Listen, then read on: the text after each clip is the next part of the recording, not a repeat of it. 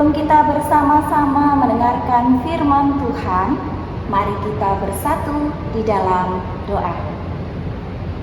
Tuhan Yesus yang baik, kami bersyukur jika Engkau boleh berkenan hadir di tengah-tengah Natal yang kami rayakan bersama-sama dengan saudara-saudara kami penyandang disabilitas. Kami yakin dan percaya kehadiran Tuhan begitu berarti bagi kami semua. Kehadiran Tuhan begitu bermakna bagi kehidupan kami. Oleh karena itu, biarlah berita Natal kami dengar bersama dan kami renungkan bagi kehidupan kami. Kami memohon pimpinan Roh Kudus-Mu agar kami boleh mengerti dan memahami berita Natal untuk kami lakukan dalam kehidupan kami hari lepas hari. Di dalam nama Tuhan kami Yesus Kristus kami berdoa. Amin. Pembacaan firman Tuhan hari ini terambil dari Injil Lukas pasal 2 ayat 1 sampai yang ke-14 yang akan kita saksikan bersama-sama melalui tayangan berikut ini. Di daerah itu ada gembala-gembala yang tinggal di padang menjaga kawanan ternak mereka pada waktu malam. Tiba-tiba berdirilah seorang malaikat Tuhan di dekat mereka dan kemuliaan Tuhan bersinar meliputi mereka dan mereka sangat ketakutan. Teman, apa itu teman? Aku takut, jajan hantu. Lalu kata malaikat itu kepada mereka, "Jangan takut, sebab sesungguhnya aku memberitakan kepadamu kesukaan besar untuk seluruh bangsa. Hari ini telah lahir bagimu juru selamat, yaitu Kristus, Tuhan, di kota Daud. Dan inilah tandanya bagimu. Kamu akan menjumpai seorang bayi dibungkus dengan lampin dan terbaring di dalam palungan." Dan tiba-tiba tampaklah bersama-sama dengan malaikat itu sejumlah besar bala tentara sorga yang memuji Allah. Katanya,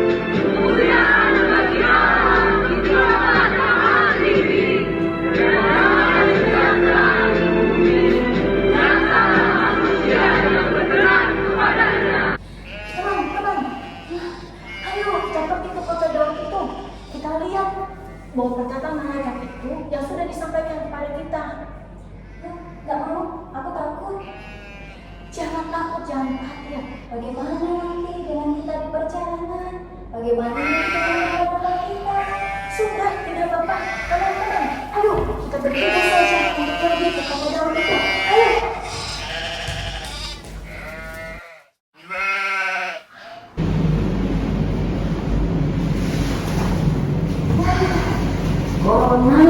Corona.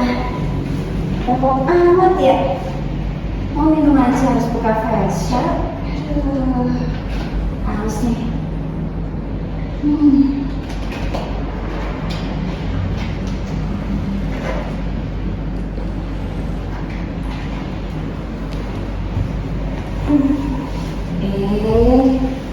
Kasih kita. Mukamu kenapa kak? Kok kayak kertas ditekuk-tekuk kayak gitu? Iya Kak Maria, aku baru saat itu dapat kabar kalau teman aku kena corona.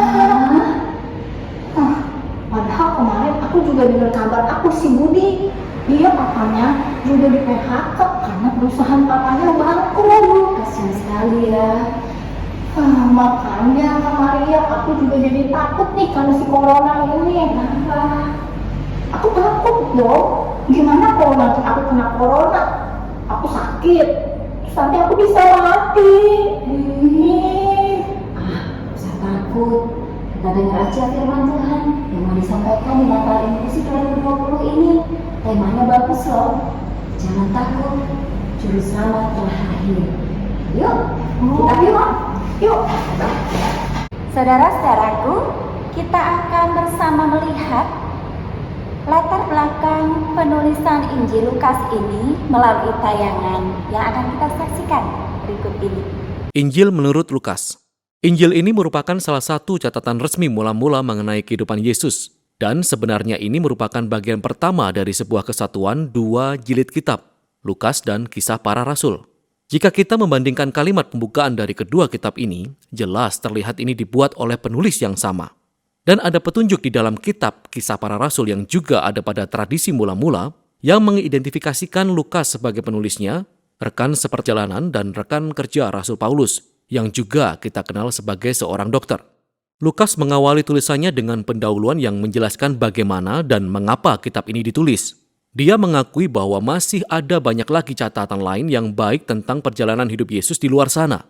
Namun ia ingin kembali kepada tradisi-tradisi saksi mata yang diceritakan oleh sebanyak mungkin murid Yesus yang mula-mula, supaya ia bisa menghasilkan apa yang ia sebut catatan yang tersusun rapi tentang hal-hal yang telah digenapi di tengah kita. Adapun kata digenapi menunjukkan alasan mengapa Lukas menulis catatan ini. Baginya, kisah tentang Yesus bukan hanya sekedar sejarah kuno. Dia ingin menunjukkan bagaimana kisah tentang Yesus ini menjadi penggenapan kisah perjanjian yang panjang antara Allah dan bangsa Israel. Dan yang lebih besar dari itu adalah kisah mengenai Allah dan seisi dunia ini. Kak Sita, ternyata Pak Lukas, penulis Injil Lukas itu ternyata memisahkan kisah Natal ini dengan berbeda.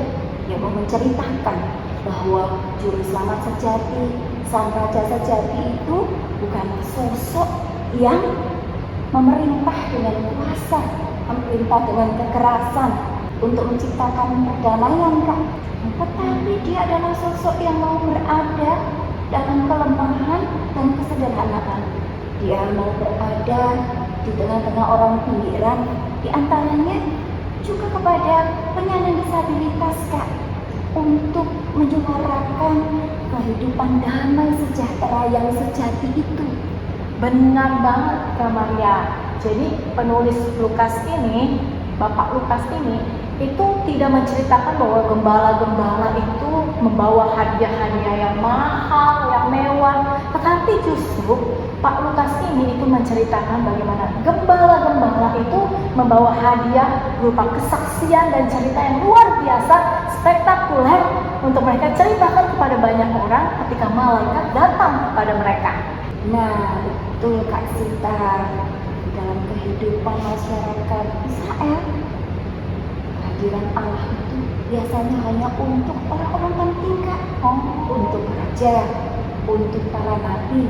Tapi kali ini Yesus juga datang kepada orang-orang biasa, kepada para gembala itu, Kak. Dan bagi mereka ini adalah pengalaman yang begitu istimewa, pengalaman yang begitu luar biasa, sehingga mereka anggap ini seperti barang yang berharga yang mau dipersembahkan kepada Yesus, kepada Sang Raja, Juru Selamat dunia itu dengan menceritakan pengalaman ini.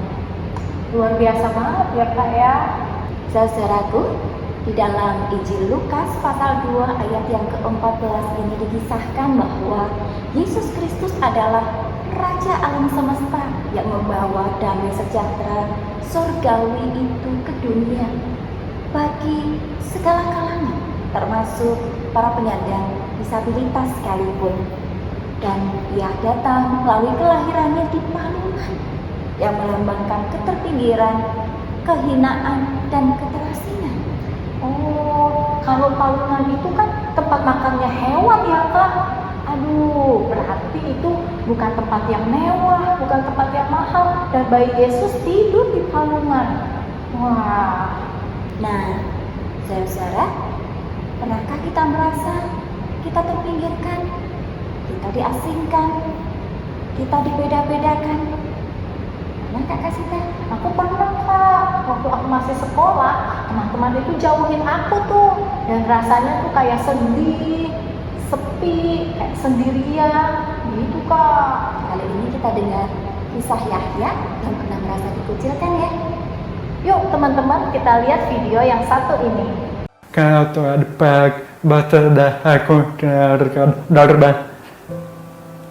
Saya sudah dengarkan saudaramu.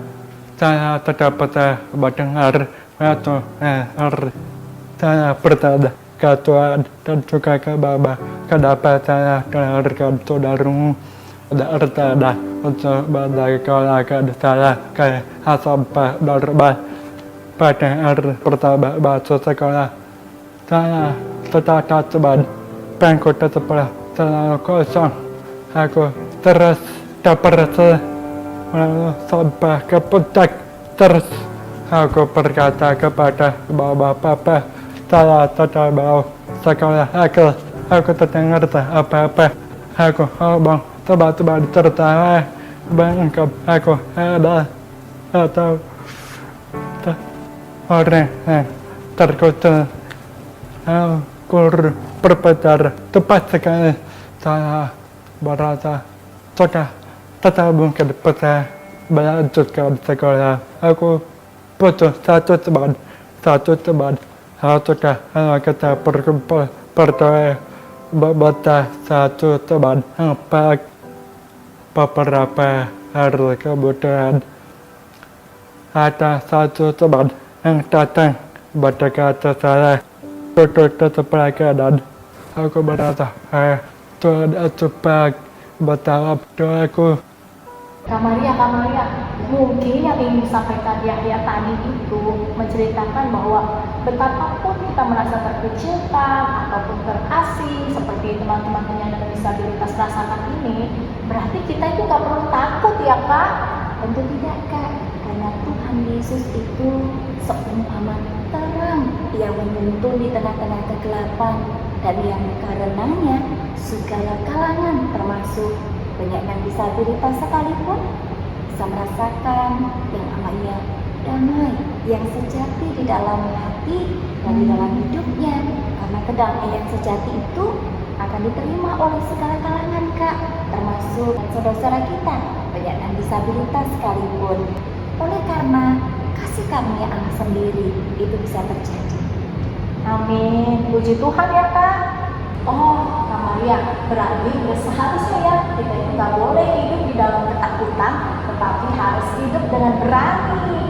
Betul, seperti yang saya lihat ada payung ini. Payung apa tuh Kak?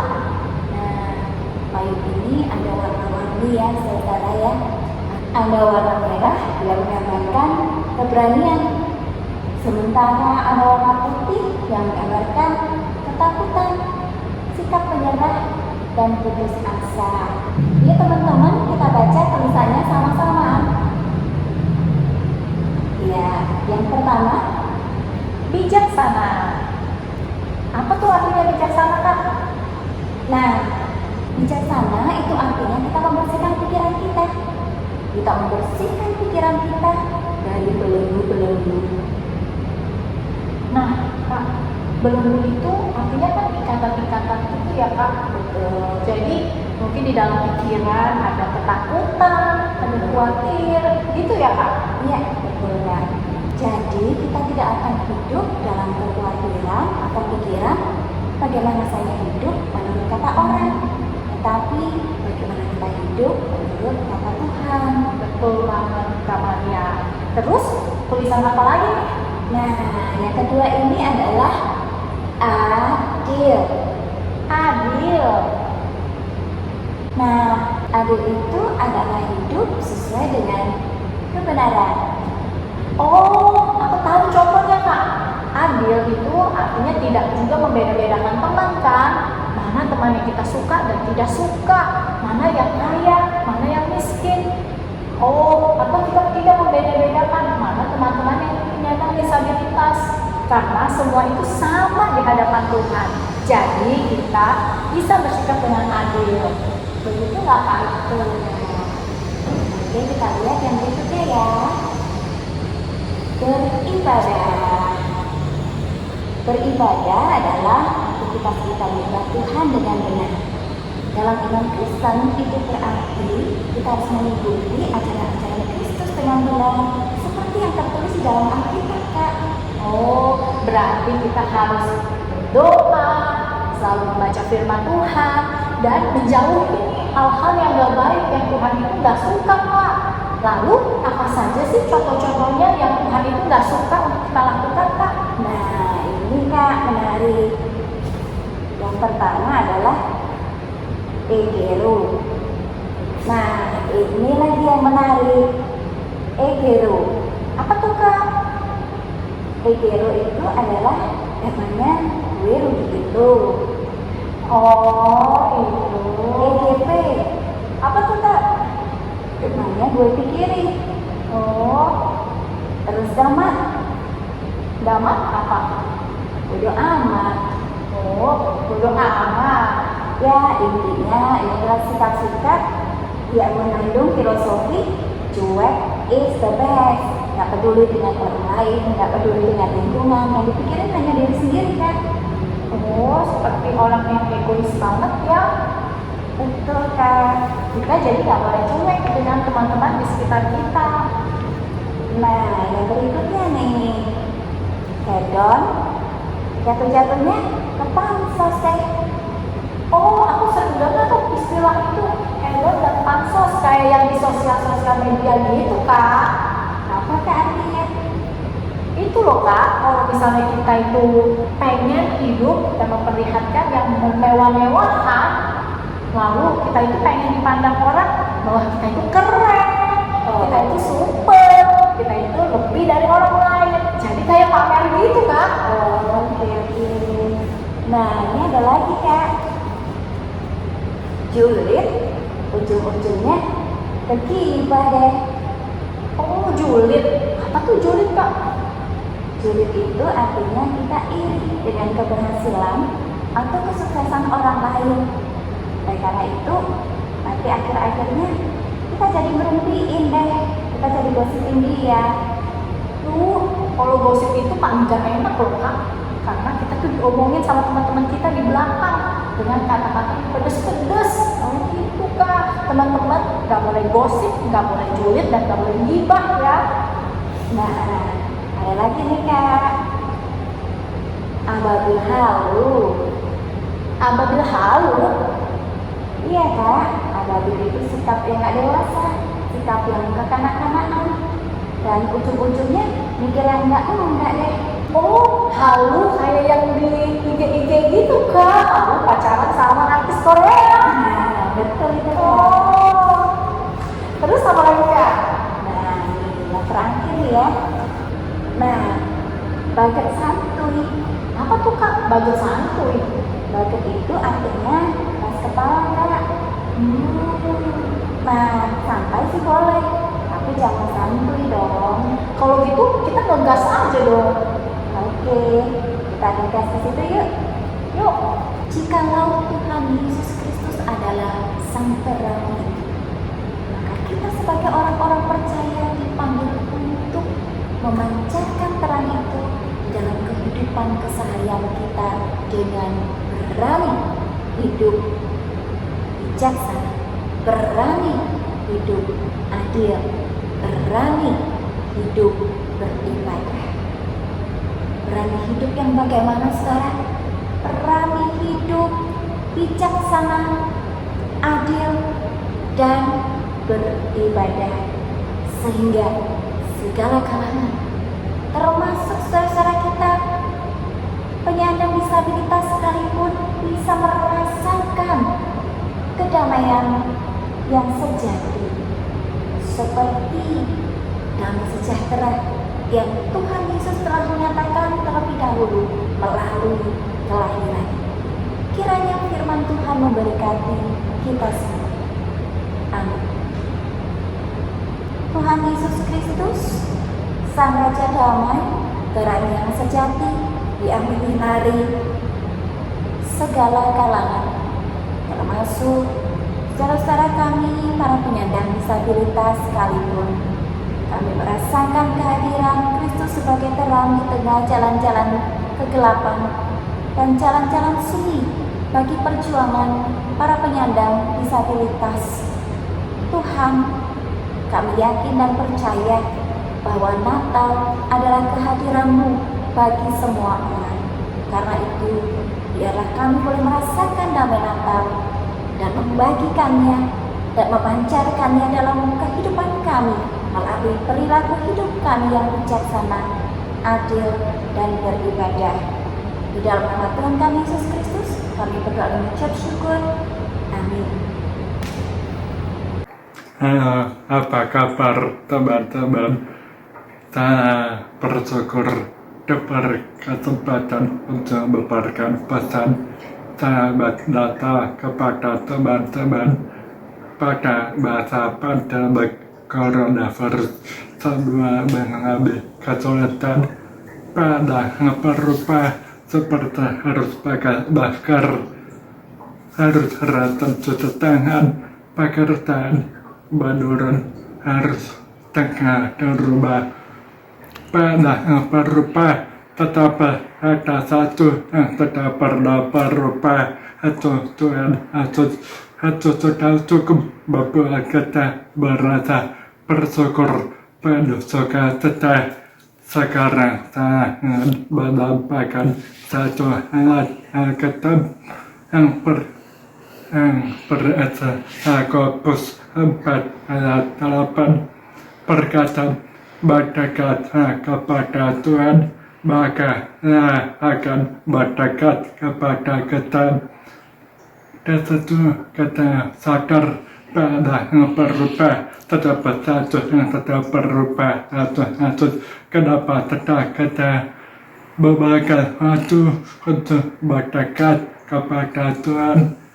Bagaimana kita bisa bersentuh atau mengenal Tuhan kalau kita tidak membaca Alkitab? Jadi satu-satunya cara kita untuk mengenal dan bersentuh Tuhan adalah memberikan waktu setiap hari, membaca Alkitab, mendengar, melakukan, dan hidup sesuai firman Tuhan sehingga kita berdekat kepada Allah, maka Ia akan berdekat kepada kita. Selamat Natal dan Tahun Baru. Tuhan memberkati.